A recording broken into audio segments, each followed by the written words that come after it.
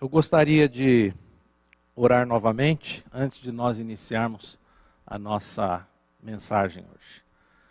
Pai de infinita graça, nós dependemos de Ti, dependemos da revelação e da iluminação do Teu Espírito sobre as nossas vidas.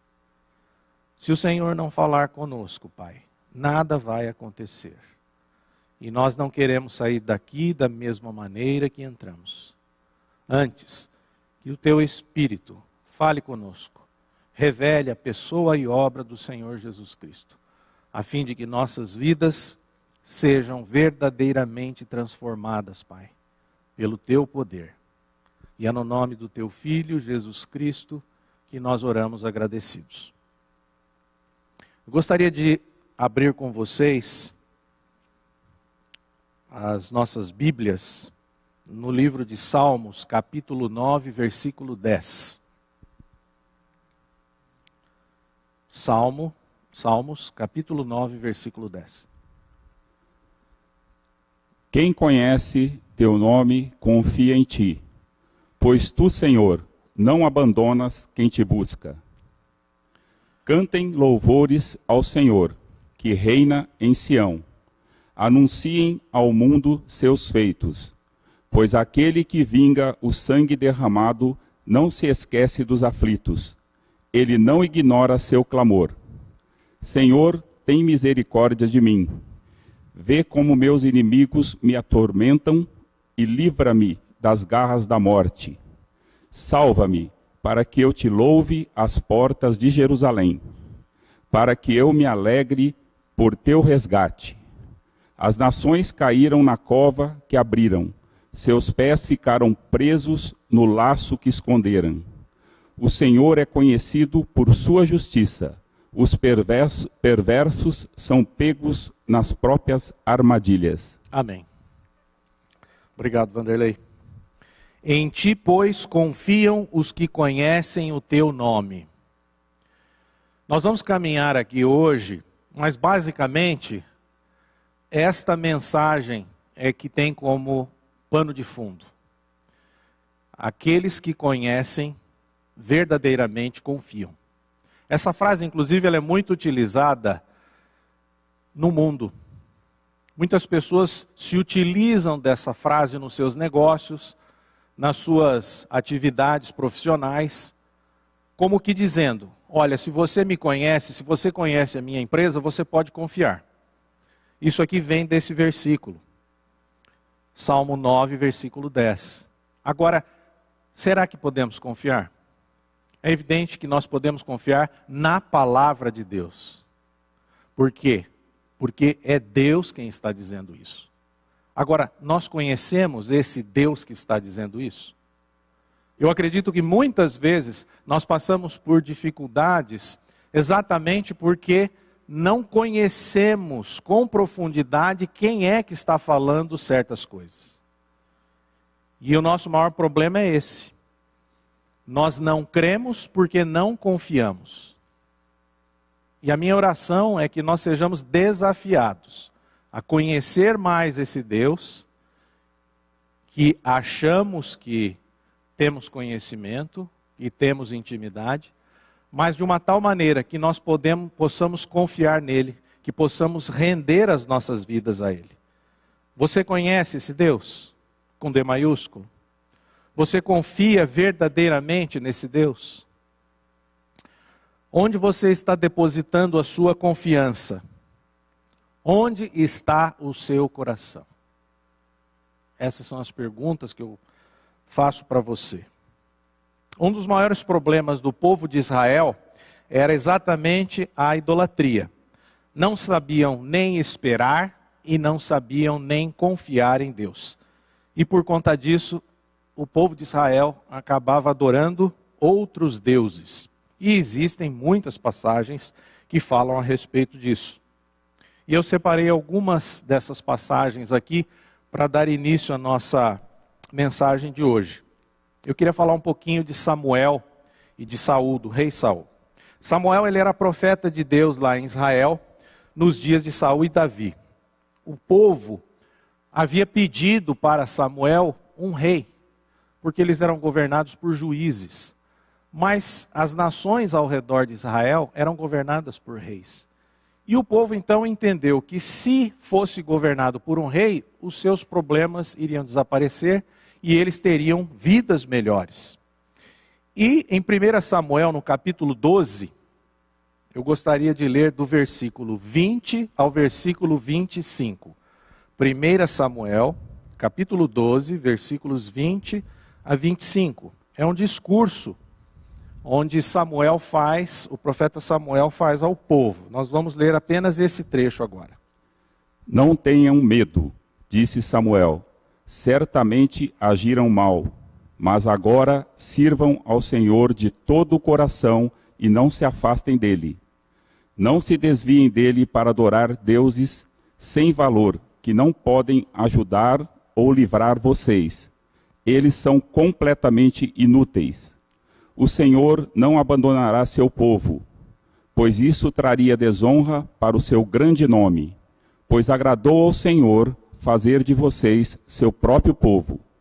Quanto a mim, certamente não pecarei contra o Senhor, deixando de orar por vocês. Continuarei a lhes ensinar o que é bom e correto. Temam ao Senhor e sirvam a Ele fielmente, de todo o coração. Pensem em todas as coisas maravilhosas que Ele fez por vocês. Mas, se continuarem a pecar, vocês e seu rei serão destruídos. Então o profeta Samuel, nessa parte final do capítulo 12, ele exorta o povo a ponto de dizer: sirvam ao Senhor de todo o coração e não se afastem dele. Para que Samuel estivesse dizendo isso, era exatamente porque ele estava vendo que o povo se afastava do Senhor. E ele vai mais além: não se desviem dele para adorar outros deuses sem valor, que não podem ajudar ou livrar vocês. Então o povo confiava em outros deuses, só que esses outros deuses não podiam fazer absolutamente nada pelo povo hebreu, nada pelo povo de Deus. E ele diz, nessa versão que nós estamos lendo, que é a nova versão transformadora, ele diz assim: eles são completamente inúteis.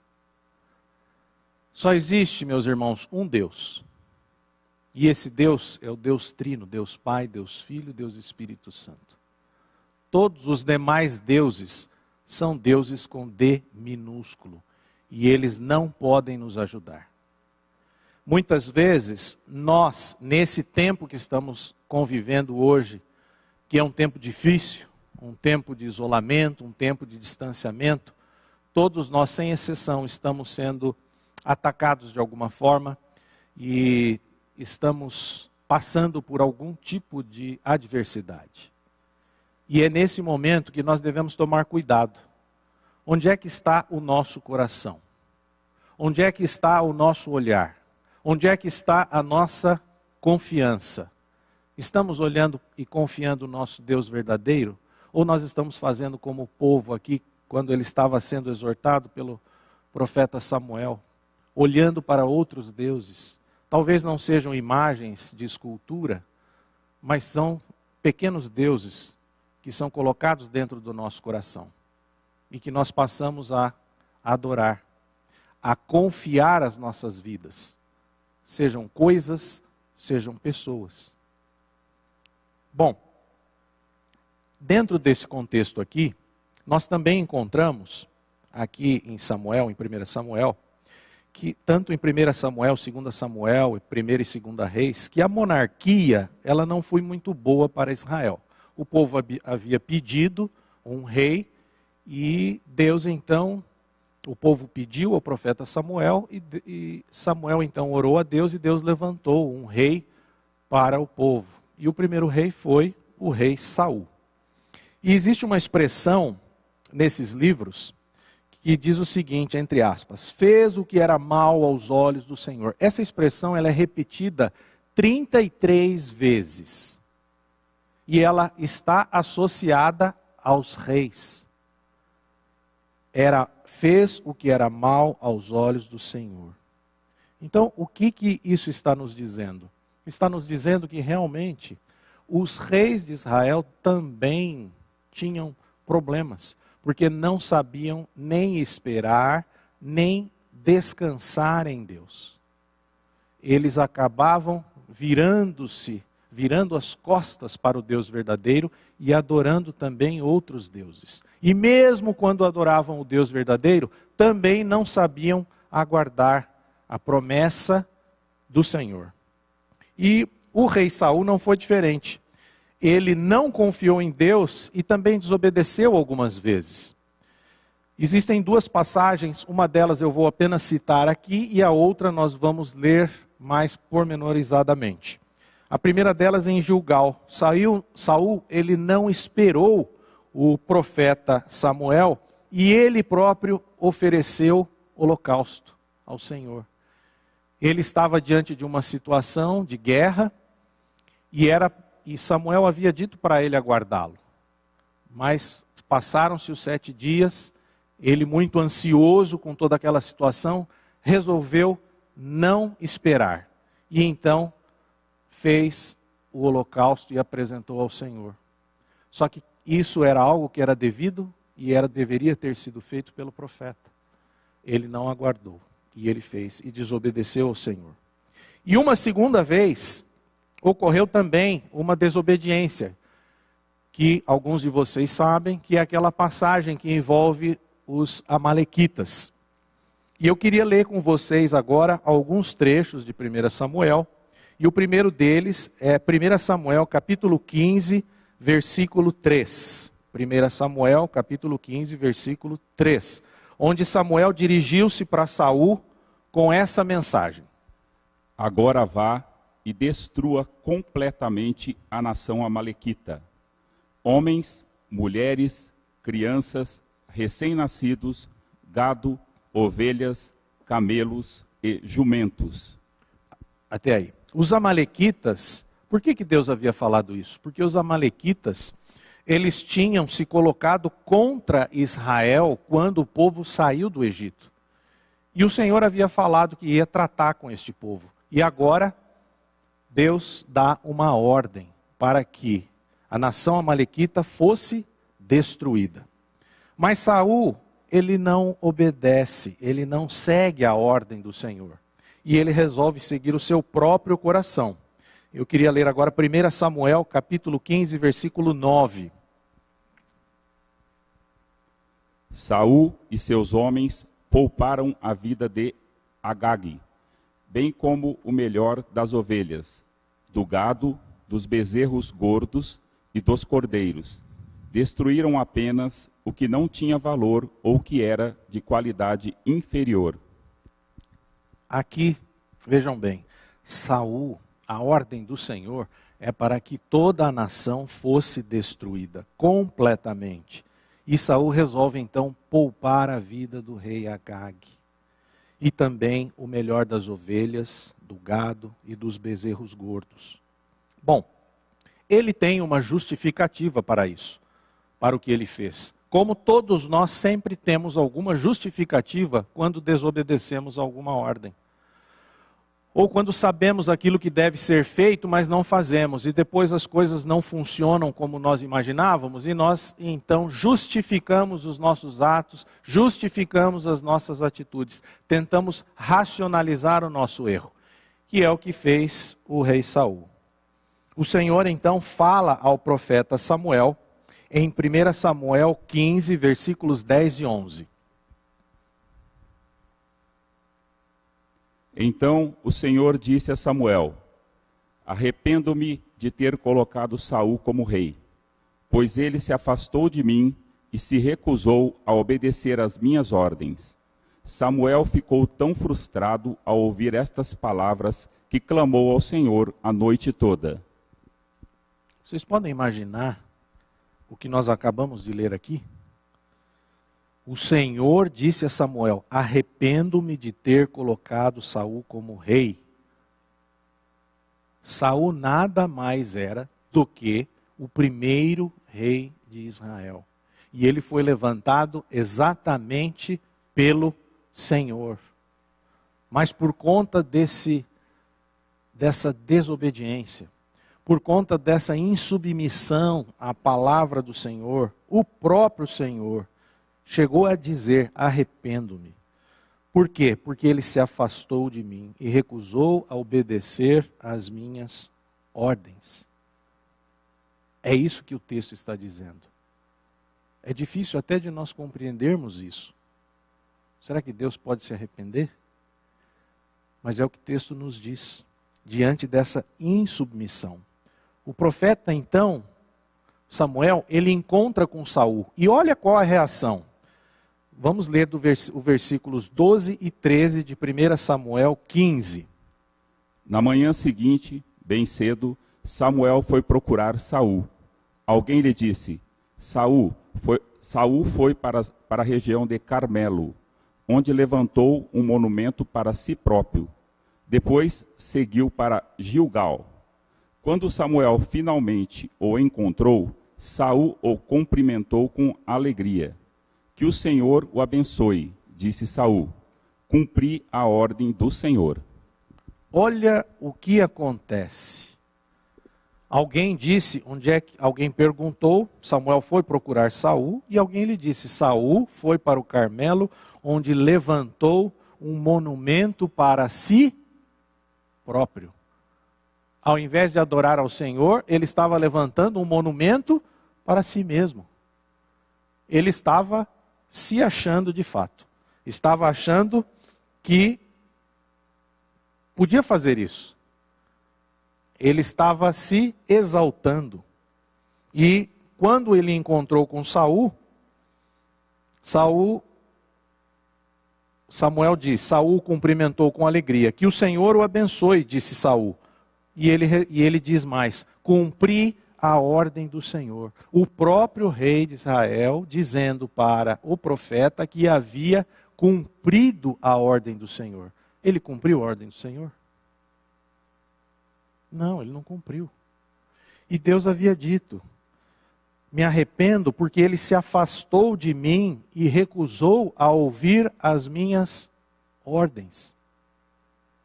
Nós não estamos falando de uma nação ímpia. Nós não estamos falando aqui, não estamos lendo aqui uma passagem que se refere a um descrente, a uma nação pagã. Nós estamos falando de um rei. O povo pediu um rei. Deus levantou esse rei.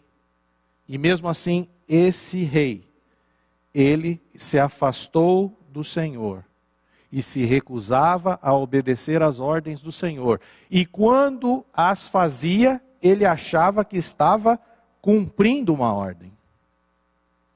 E então, no versículo 16 dessa passagem, então, Samuel, não precisa ler, eu vou pedir para você ler, Vanderlei, do versículo 20, o 20 e o 21. No versículo 16, Samuel diz assim: basta, chega, pare de mentir, o que você está fazendo? É como se ele estivesse dizendo isso, Samuel para Saul. Basta, pare de falar mentiras. Porque Saul ainda tentava se justificar. Vamos ler os versículos 20 e 21. Mas eu obedeci ao Senhor, insistiu Saul. Cumpri a missão de que ele me encarregou. Trouxe o rei Agag, mas destruí todos os outros amalequitas. Então meus soldados trouxeram o melhor das ovelhas e dos bois, bem como o melhor dos despojos, a fim de sacrificá-los ao Senhor, seu Deus, em Gilgal. Então ele entendia que, muito embora eu não sei se ele não tinha visto o óbvio, ou ele estava fazendo de conta e tentando enganar o próprio profeta. Ele diz: cumpri a missão. Ele não cumpriu a missão. Ele não obedeceu ao que o Senhor havia determinado que fosse feito. Mas ele ainda justifica: meus soldados trouxeram o melhor das ovelhas e bois e o melhor dos despojos a fim de sacrificá-los ao Senhor, seu Deus, em Gilgal.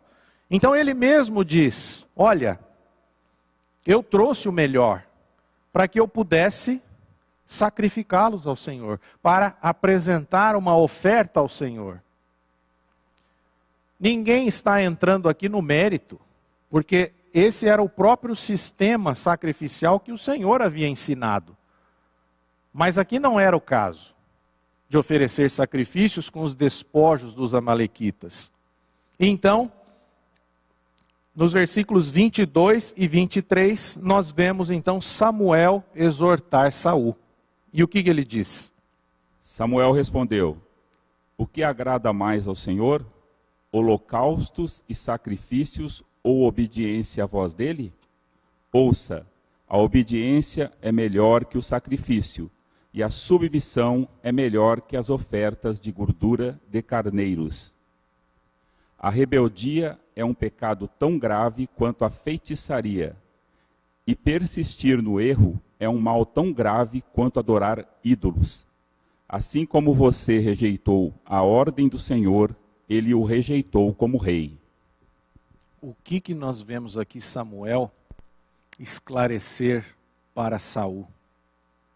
Olha aqui, o que agrada mais ao Senhor? Holocaustos? O Senhor, evidentemente que era uma forma de adoração ao Senhor, os holocaustos, os sacrifícios. Mas o Senhor tinha algo mais que ele desejava do seu povo e principalmente do rei de Israel. Era a obediência. A obediência é melhor que sacrifício. Nós estamos chegando aqui num ponto que eu quero chamar a atenção de vocês exatamente para isso. Nós temos a palavra de Deus. Nós temos obedecido à palavra do Senhor. A Bíblia é a palavra do Senhor. O que nós estamos fazendo com essa palavra? Nós estamos fazendo aquilo que nós achamos? Nós estamos buscando aquilo que é melhor para nós, segundo o que o nosso coração diz? Ou nós buscamos fazer a vontade do Senhor? Ele diz mais, a submissão é melhor que oferta de gordura de carneiros. Porque obediência, meus irmãos, implica em submissão. Obediência implica em rendição. Um coração contrito e quebrantado. Nós não podemos fazer de conta, ou não podemos pegar apenas aqueles textos da passagem que nós gostamos e fazer deles uma doutrina para a nossa vida. O que o Senhor quer de nós é a obediência, a submissão, a rendição das nossas vidas. Porque é só dessa maneira que Ele pode operar, que o Espírito Santo pode operar nas nossas vidas. Rebeldia é pecado grave, persistir no erro também. E a sentença foi dada por Samuel a Saul.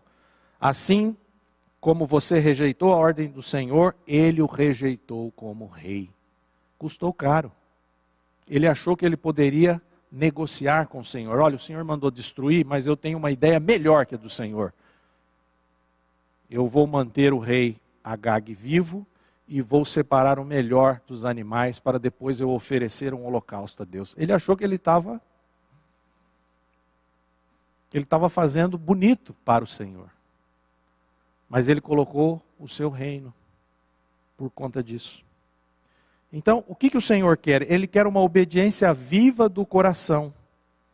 Ele não quer animais mortos lá no altar. Obediência viva. Deus precisa de alguma doação nossa? É evidente que não. É evidente que Ele queria ser obedecido nas suas ordens. Que a sua vontade fosse estabelecida.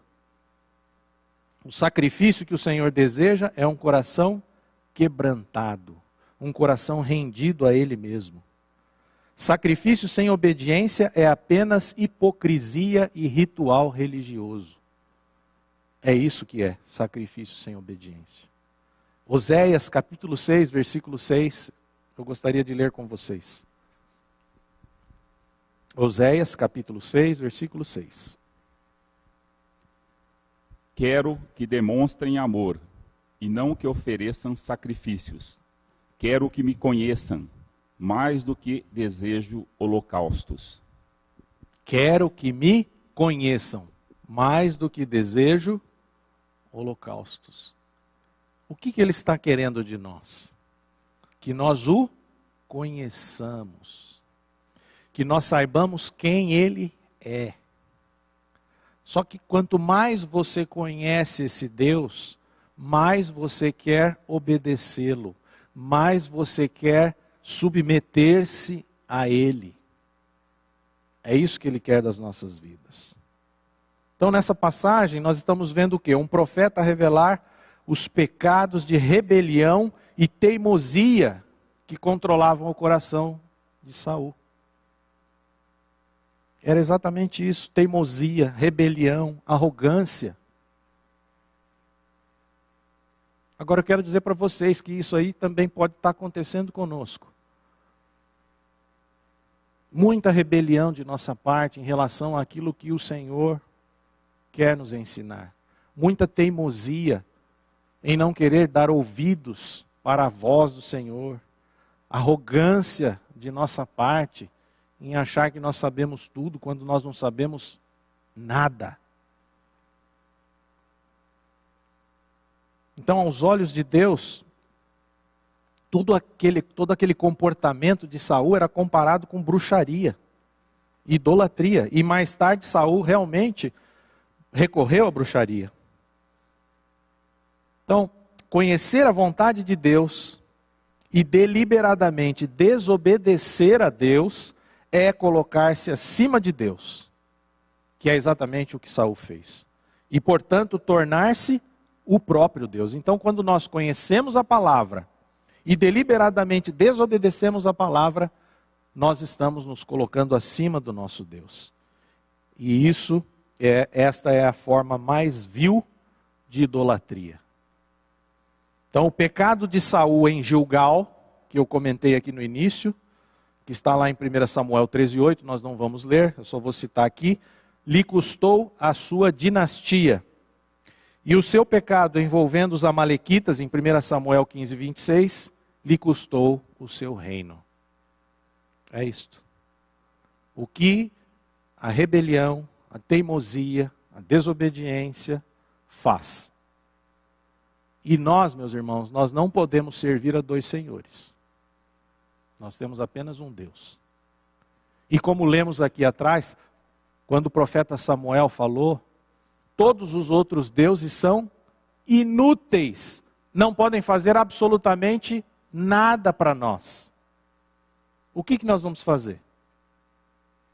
Nós vamos olhar para o nosso Deus, Jeová? Vamos fixar os nossos olhos em Cristo? Ou vamos depender de coisas ou de pessoas, como se fossem deuses em nossas vidas? Será que conhecemos esse nosso Deus trino? Deus Todo-Poderoso, Pai, Filho e Espírito Santo? Será que temos confiado nossas vidas a Ele? Temos descansado em Sua soberania? Temos permitido que Ele nos conduza segundo a Sua palavra? Uma das maneiras de conhecermos esse Deus é através dos seus atributos. Conhecendo Deus, podemos confiar nele. E quando confiamos, nos submetemos a Ele. Confiar implica em verdadeira rendição. Você não se submete em quem você não confia. Como disse o versículo que nós lemos aqui no início, Salmo 9:10, em ti, pois, confiam os que conhecem o teu nome, porque tu, Senhor, não desamparas o que te buscam.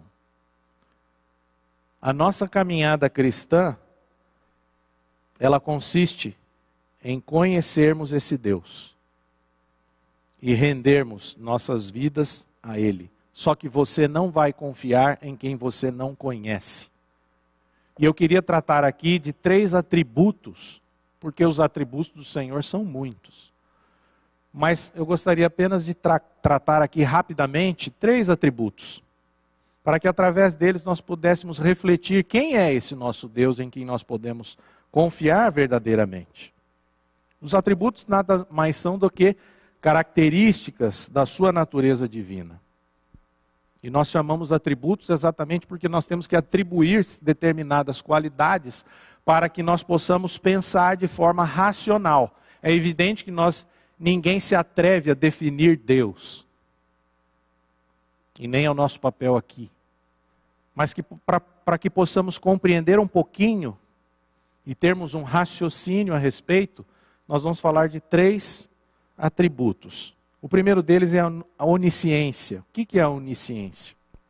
A onisciência de Deus significa que Ele conhece perfeita e eternamente todas as coisas, quer reais ou possíveis, passadas, presentes ou futuras. Ele jamais aprendeu e jamais poderá aprender, porque Ele sempre soube. Por isso que o nosso Deus é onisciente. E a passagem que eu separei aqui é o Salmo 139, dos versículos 1 a 6. Eu gostaria de abrir com vocês, Salmo 139, de 1 a 6. Ó Senhor, Tu examinas meu coração e conhece tudo a meu respeito. Sabe quando me sento e quando me levanto. Mesmo de longe, conheces meus pensamentos. Tu me vês quando viajo e quando descanso. Tu sabes que faço. Antes mesmo de eu falar, Senhor, Tu sabes o que vou dizer. Vais adiante de mim e me segues. Põe sobre mim a Tua mão. Esse conhecimento é maravilhoso demais para mim. É grande demais para eu compreender. Eu estou com uma versão aqui que diz assim, diferente, diz assim: esquadrinhas o meu andar e o meu deitar, conhece todos os meus caminhos. Ele me esquadrinha. Esse é o meu Deus. A palavra não chegou à língua e tu, Senhor, já sabes, já conheces. Quando nós vamos orar, o Senhor já sabe até mesmo o que nós vamos pedir a Ele. Ou você tem alguma dúvida? É isso que o texto diz. Tu me cercas por trás e por diante, e sobre mim pões a mão. Ele está atrás de mim, Ele está diante de mim, e a sua mão está sobre mim. Esse é o Deus que é onisciente, que sabe todas as coisas. Nossos amigos, eles nos veem, nossos irmãos, apenas no exterior. Mas o nosso Deus vê o coração. E é por isso que nós não podemos enganá-lo. Mas, Fernando, será que alguém tenta enganar Deus? Nós acabamos de ler, meus irmãos. O rei de Israel tentando fazer de conta a respeito de uma situação, tentando esconder de Deus o seu próprio erro, a sua própria mentira. Adão e Eva, eles tentaram enganar Deus. Depois da queda, em Gênesis 3:7. Depois Caim também tentou enganar Deus. Até o rei Davi, em 2 Samuel, capítulos 11 e 12. Só que ele estava tão cego que Deus teve que enviar um profeta para abrir os olhos de Davi. Então, Deus é onisciente. Ele sabe de todas as coisas. Você não tem como enganá-lo. Mais ainda, Ele sabe o que é melhor para nós e faz tudo o que pode para nos guiar dessa maneira. Ele sabe o que é melhor para você. Ele sabe o que é melhor para você neste momento de pandemia. Neste momento de extrema adversidade, em que talvez você tenha perdido o emprego, tenha perdido o trabalho, tenha perdido renda, mas Ele conhece. Ele está atrás de você, adiante de você e com a sua mão sobre você. Esse é o Deus onisciente. E a onisciência tem, nesses 3 atributos eu quero também falar um pouquinho de aspectos práticos para cada um de nós, né? A onisciência de Deus tem um significado prático. Ela implica, primeiro, em um alerta para nós. Eu queria ler com vocês Hebreus 4:13. A onisciência de Deus implica em um alerta para nós. Deus vê tudo o que fazemos. Não podemos esconder nada dele. Vamos ler o texto.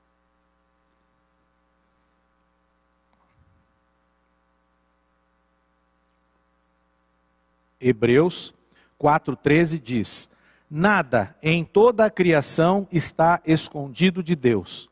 Tudo está descoberto e exposto diante de seus olhos, e é a Ele que prestamos conta. Então, não adianta nós tentarmos esconder as nossas vidas do Senhor. Ele sabe. Tudo está descoberto, tudo está exposto. Tudo está diante dos seus olhos.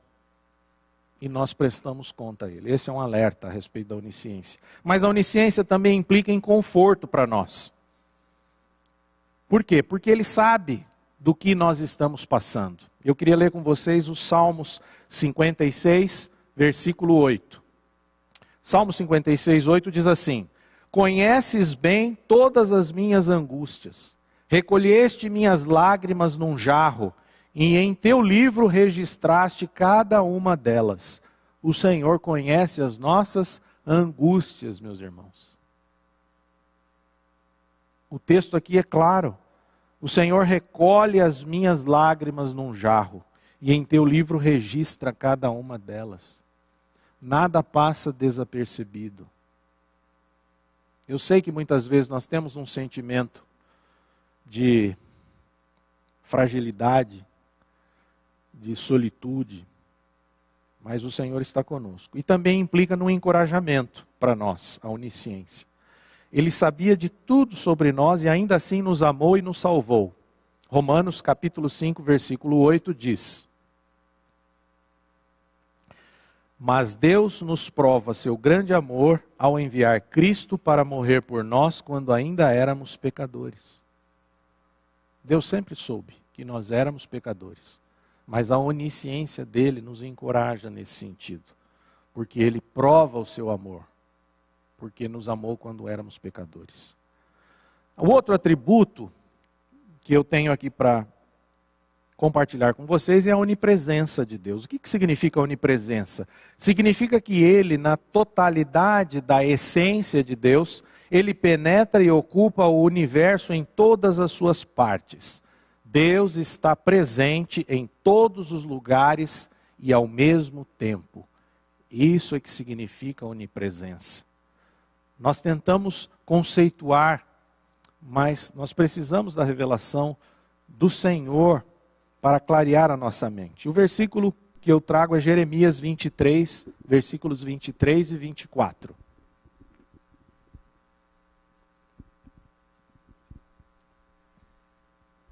Acaso sou Deus apenas de perto? Diz o Senhor.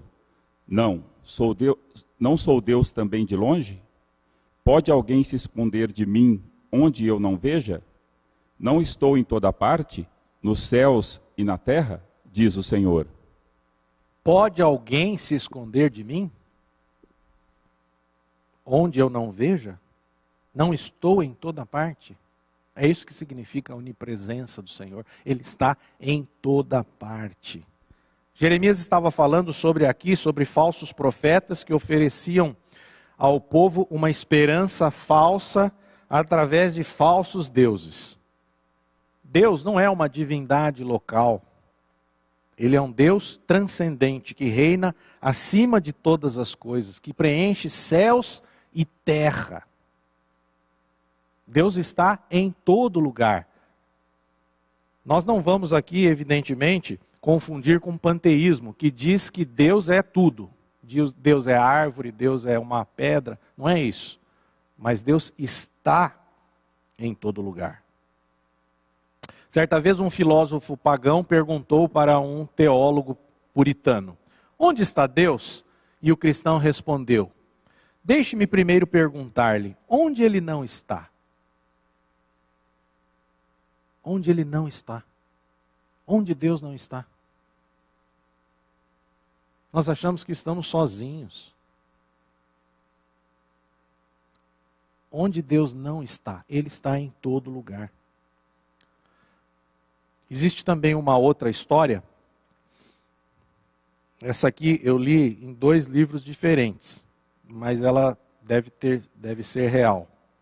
Que um ateu escreveu numa parede assim: Deus está em lugar nenhum. Só que a frase escrita em inglês é: God is nowhere. God is nowhere. Deus não está em lugar algum. Então uma criança passou ali e fez uma divisão na palavra nowhere. Nowhere se escreve N-O-W-H-E-R-E. Ele separou a palavra e ela leu da seguinte maneira: Deus está aqui agora. God is now here. Não é God is nowhere.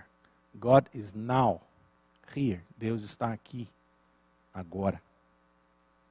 Então, meus irmãos, a onipresença também tem um significado prático para cada um de nós. Implica num alerta, assim como eu falei de um alerta, de um conforto e de um encorajamento, eu quero também fazer a mesma coisa aqui.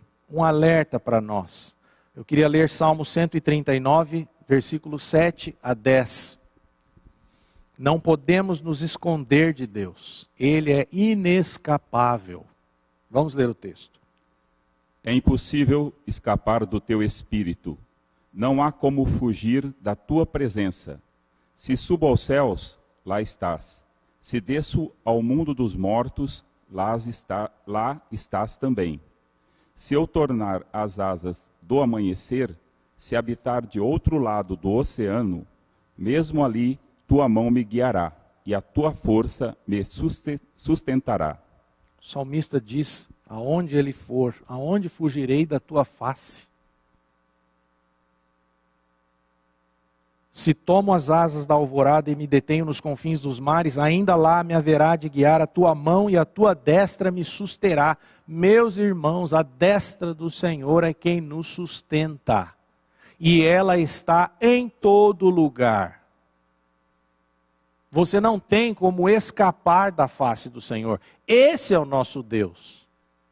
Agora, quando nós não olhamos para a palavra e nós não confiamos nessa palavra, nós somos levados a criar falsos deuses na nossa mente e no nosso coração. E aí nós não confiamos nele. Só que o nosso Deus é bem presente. E implica em conforto também para nós. Mateus capítulo 28, versículo 20, a segunda parte. Segunda parte, Deus está sempre com o povo, Ele nunca nos deixa, nunca nós estamos sozinhos. E lembrem-se disto, estou sempre com vocês, até o fim dos tempos. Ele está conosco até na consumação dos séculos, até no fim dos tempos. Quando tudo parece, o mundo vai acabar. Ele disse que estaria conosco. Esse é o Deus onipresente. E implica também no encorajamento para nós a onipresença do Senhor. 1 Tessalonicenses capítulo 3, versículo 13. Porque Ele está sempre conosco, nós também somos encorajados a termos uma vida de santidade, separados do mundo. Porque nós não pertencemos a este mundo. Vamos ler o texto. E como resultado, que Deus, nosso Pai, torne seu coração forte, irrepreensível e santo diante dele, para quando nosso Senhor Jesus Cristo voltar com todo o seu povo santo. Amém. Que Ele fortaleça o coração de vocês para serem irrepreensíveis em santidade diante dele. Porque nós estamos na sua presença o tempo todo. E nós somos exortados a termos uma vida de santidade. Eu não posso, meus amados, ficar com apenas um texto da Bíblia. Errais não conhecendo as Escrituras, nem o poder de Deus. Nós temos que conhecer toda a extensão do conselho de Deus. Porque um texto fora de contexto vira pretexto para um argumento de um texto. E nós não estamos aqui para criar argumentos para que alguém acredite em alguma coisa. É para que nós conheçamos quem é o nosso Deus, o nosso verdadeiro Deus. E conhecendo, possamos confiar nele. E confiando nele, nos render e nos submeter à sua vontade. E a terceira o terceiro e último atributo que eu queria conversar com vocês é a onipotência. Então falamos da onisciência, da onipresença e agora da onipotência. A onipotência de Deus é o poder de fazer todas as coisas. Significa que Deus pode fazer qualquer coisa que não seja inconsistente com os seus próprios atributos. Ele pode fazer qualquer coisa. Nós estamos diante de um Deus dos impossíveis.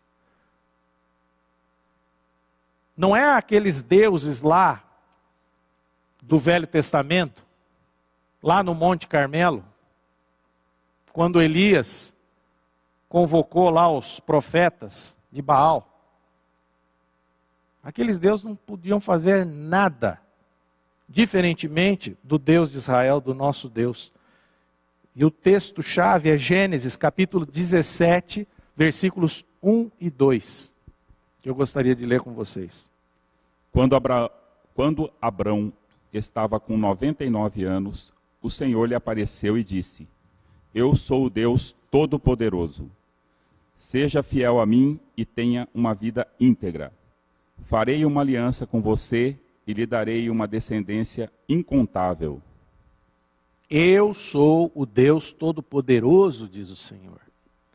Ele diz que faria com Abraão uma aliança e daria uma descendência incontável. Alguém duvida do que aconteceu com a descendência de Abraão? É só um Deus todo-poderoso que poderia dizer isso e fazer isso. E ele fez. Podemos contar a descendência de Abraão nos nossos dias hoje? Não podemos. Esse é o Deus onipotente. A onipotência de Deus é visível na criação e na sustentação de todo o nosso universo.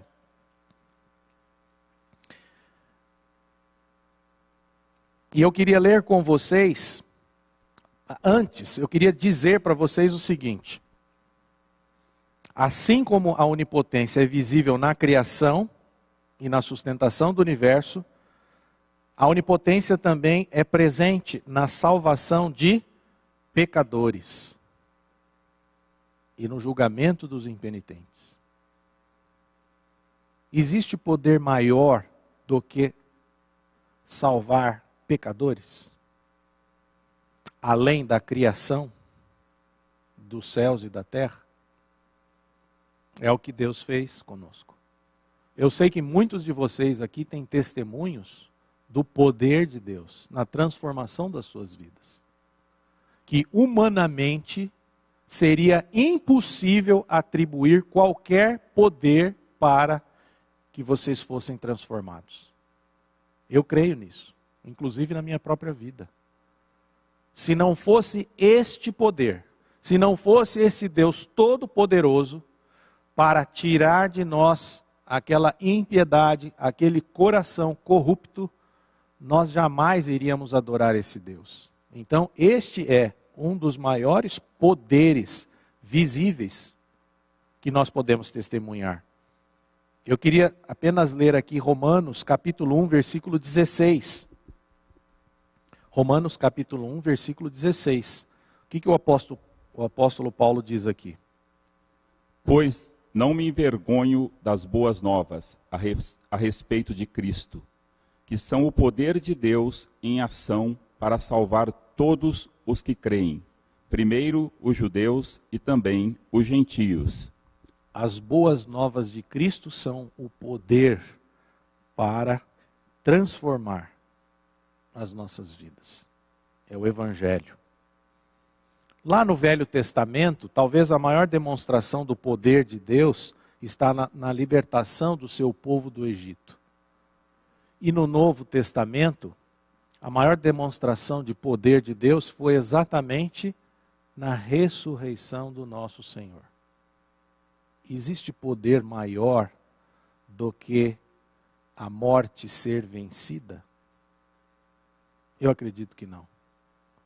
E foi exatamente isso que Deus fez com Jesus Cristo e com todos nós. Agora, evidentemente que nós devemos compreender que Deus não pode fazer algo que seria inconsistente com o seu próprio caráter. Então, apenas para lembrar, evidentemente que Deus não pode mentir, muito embora Ele seja o Todo-Poderoso. Ele não pode negar a si mesmo, Ele não pode pecar, Ele não pode falhar, muito embora Ele seja o Deus Todo-Poderoso. Então, a onipotência de Deus também tem um significado prático para as nossas vidas. E implica num alerta para nós, num conforto e num encorajamento. O alerta está lá em Jó 42, versículo 2. Deus tem planos para nós, que não são necessariamente os nossos planos. Vamos ler Jó 42, 2. Sei que podes fazer todas as coisas, e ninguém pode frustrar teus planos. Bem sei que tudo podes, e nenhum dos seus planos pode ser frustrado. Só que os planos de Deus não são os nossos planos necessariamente. Esse é que é o problema. Nós é que fazemos muitos planos e queremos que Deus cumpra com os seus planos, com os nossos planos. Que Deus exerça o seu poder para que o meu plano seja executado, mas não é assim. Tudo podes e nenhum dos teus planos pode ser frustrado. O que aconteceu com Jó? Era plano de Deus ou não?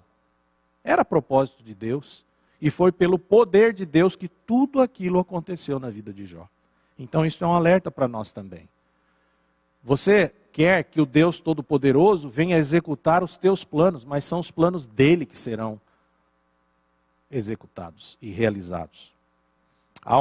A onipotência de Deus também implica em conforto para nós.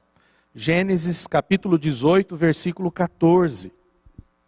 Deus é poderoso aqui para fazer infinitamente mais do que nós pensamos ou imaginamos.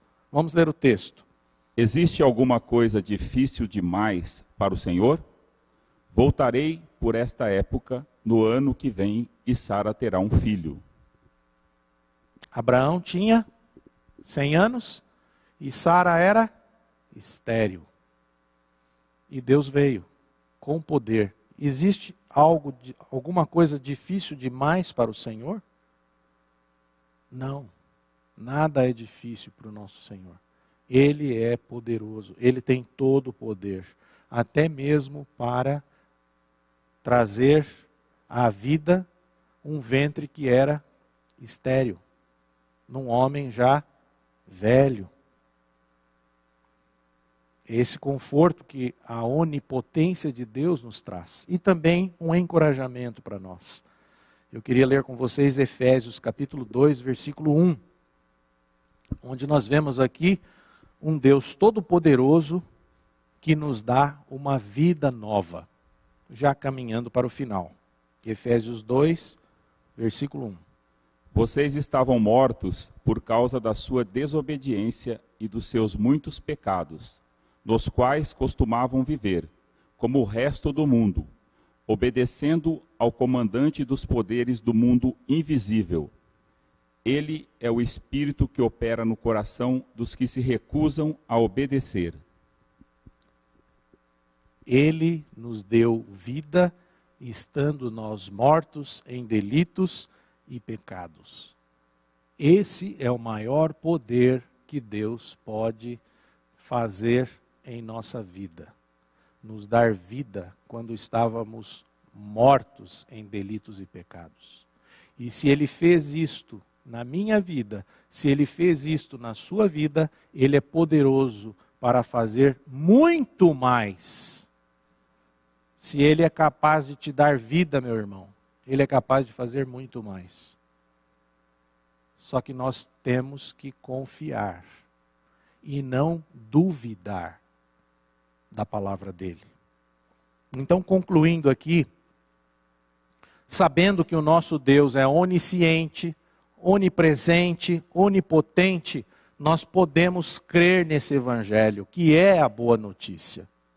O Evangelho nos conta como o preço do pecado foi pago com a vida de Cristo, que a justiça de Deus foi satisfeita na pessoa do Filho, e a sua misericórdia é concedida de forma justa para aquele que crê em Cristo e nasce do Espírito. Porque Ele é onisciente, onipresente, onipotente.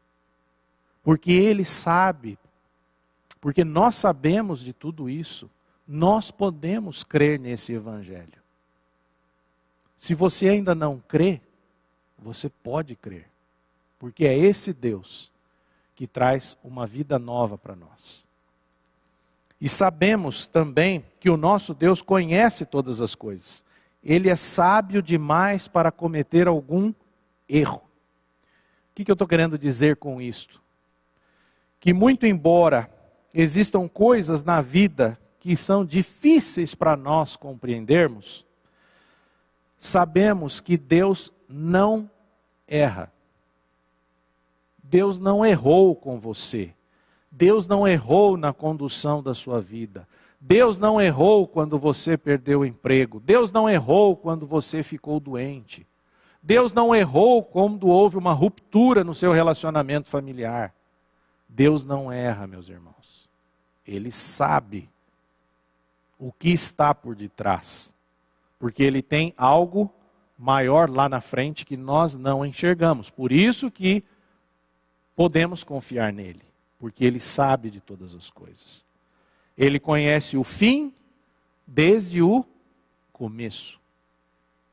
Ele conhece caminhos de bênção, dos quais nós não temos ideia alguma. O seu caminho é perfeito. E eu queria terminar então, lendo com vocês o livro de Efésios, capítulo 5, versículos 15 a 17. Nós vamos terminar com esse texto aqui, Efésios, capítulo 5, versículos 15 a 17. Portanto, sejam cuidadosos em seu modo de vida. Não vivam como insensatos, mas como sábios. Aproveitem ao máximo todas as oportunidades nestes dias maus. Não hajam de forma impensada, mas procurem entender a vontade do Senhor. Nós vivemos dias maus, alguém tem dúvida disso? Acho que mais do que nunca nós vivemos dias maus. E o apóstolo Paulo disse: vede prudentemente como andais, não como nécios, não como insensatos, não como foi tolo o rei Saul, achando que poderia enganar Deus, achando que poderia ajudar Deus, achando que poderia fazer melhor que Deus. Não devemos ser tolos, insensatos como ele, mas sábios, remindo o tempo, porque os dias são maus. Não vos torneis insensatos, mas procurai compreender qual a vontade do Senhor. E a vontade do Senhor está expressa na sua palavra. Então, irmãos, sabendo disto, da onisciência, da onipresença e da onipotência do Senhor, que nós possamos nos render a Ele e nos submeter de fato à vontade dEle. Essa é a minha oração e o meu desejo, que possamos refletir nesta palavra. Amém? Eu gostaria então de agradecer aqui a todos vocês, desejar uma semana abençoada a todos. Lembrando que nós temos fotos para mostrar agora ao final da pregação. Então você não saia do link, permaneça aí, para que você possa então olhar as imagens dos irmãos que enviaram fotos para nós. Ok? Então que Deus abençoe vocês. A Livraria PIB Londrina procura selecionar cuidadosamente seus títulos e autores a fim de oferecer um conteúdo alinhado com o Evangelho de Jesus Cristo. Bíblias, livros de teologia, devocionais, literatura infantil, biografias, comentários bíblicos e muito mais. Dispomos também de um acervo de CDs e DVDs das mais de 5.000 mensagens ministradas na primeira Igreja Batista em Londrina. Visite a Livraria PIB Londrina e conheça ainda mais. Livraria PIB Londrina, de segunda a sexta, das 13h30 às 18 horas. Endereço na Avenida Paraná, 76A, próximo ao Calçadão, bem no centro de Londrina. Ligue para 3372-8921 ou acesse o site www.livrariapiblondrina.com.br.